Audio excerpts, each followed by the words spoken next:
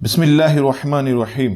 Medical science نے کل تک پولیو اور چیچک یعنی چکن باکس کی کامیاب ویکسین نکالی، جس سے انسان آخری وقت تک معذوری سے محفوظ رہتا ہے۔ اسی طرح کامیابی کی طرف ایک اور قدم بڑھا اور اب پاکستان میں کرونا وائرس کی ویکسین آ چکی ہے، اور B B C Urdu news کے مطابق 3 فروری سے مسلسل لوگوں کو لگائی جا رہی ہے، اور اس کو لگانے کے لیے اچھی خاصی فیس دینی پڑتی ہے، اور منسٹری ہیلتھ کے مطابق اس کے کچھ سائیڈ ایفیکٹ بھی ہیں۔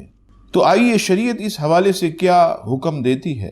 آج 10 فروری تک علماء اسلام کے سامنے اس ویکسین کے حوالے سے کوئی بات سامنے نہیں آئی، جس کی وجہ سے اس کے بارے میں کوئی ناجائز اور حرام کا حکم دیا جائے۔ ہاں، یہ ضرور ہے کہ اس ویکسین کو وہی لگوائے جو کرونا وائرس اور اس جیسے امراض میں مبتلا ہو چکا ہو، کیونکہ اس کے سائیڈ ایفیکٹ بھی جسم پر پڑتے ہیں۔ 3 فروری کو national health services of Pakistan نے یہ واضح کر دیا کہ اس کے سائیڈ ایفیکٹ یہ ہیں: پٹھوں میں درد کا ہونا، بازو میں تکلیف ہونا، اور دن بھر تھکاوٹ اور سر درد شامل ہیں۔ اور کچھ ڈاکٹرز کے مطابق اس کے اثرات کچھ وقت تک انسان کے معدے پر بھی پڑتے ہیں، جس سے وقتی طور پر نظام ہضم یہ متاثر ہوتا ہے۔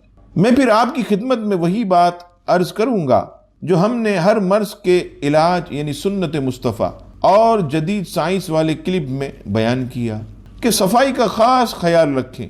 ہمارے آقا صلی اللہ تعالی علیہ وسلم نے کھانے سے پہلے ہاتھ دھونے، کلی کرنے کا حکم دیا، اور کھانا کھانے کے بعد بھی ہاتھ دھونے اور کلی کرنے کا حکم دیا۔ اور اگر کھانا کھانے سے پہلے یعنی ابتدا اور آخر میں نمک یعنی نمکین چیز کھا لی جائے یا چکھ لی جائے تو اس سے بھی 70 بیماریوں سے اللہ تبارک و تعالی شفا عطا فرماتا ہے۔ یہ سب ڈیٹیل آپ کو ہمارے اس کلپ میں مل جائے گی جو اس وقت ہم نے نشر کیا تھا۔ اللہ تبارک و تعالی ہر مسلمان کو ہر بیماری، ہر وائرس اور ہر وبا سے محفوظ فرمائے، اور جو مبتلا ہو گئے رب کریم انہیں مکمل شفا عطا فرمائے۔ آمین ثم آمین۔